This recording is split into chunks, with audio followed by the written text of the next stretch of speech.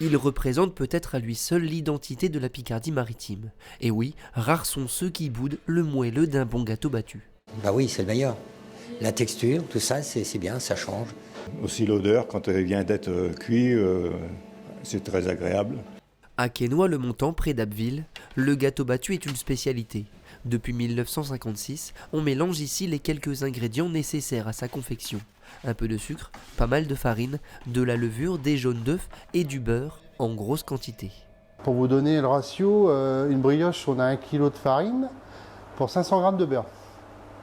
D'accord? Moi, sur le battu, je suis à 1 kg de farine pour 1 kg de beurre. Je suis 1 pour 1. Chaque jour, près de 900 gâteaux battus sortent du laboratoire de Nicolas Amourette. En 15 ans d'expérience, il a tout appris de la recette et de son histoire. Le gâteau battu, avant, s'appelait le gâteau mollet, qui venait des Flandres et qui a été ramené sur la région. Et là, à partir de 1900, ils ont vraiment, c'est devenu une spécialité régionale. Historiquement, le gâteau battu était servi à l'occasion de mariage ou de vin d'honneur, et surtout l'été car il lui faut de la chaleur. De la chaleur et un bon coup de main. À 3 reprises, après les avoir laissés se reposer, il faut donner à ces 40 kg de pâte ce qu'on appelle un tour. La pâte, elle était inerte, elle n'avait pas de force. Donc l'objectif, c'est de lui donner de la force.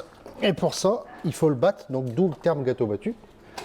Et on va lui donner de la force en incorporant de l'air. La pâte est ensuite moulée pour à nouveau se reposer. C'est là qu'elle prendra sa forme emblématique. Donc c'est un moule en fer blanc, en forme de chapeau, avec des côtes. Dernière étape, la cuisson au four, 17 minutes à 170 degrés. En tout, il aura fallu presque 3 heures de travail avant d'apprécier la qualité du produit. Déjà, il a une belle couleur, et quand je l'ai démoulé, il est bien droit.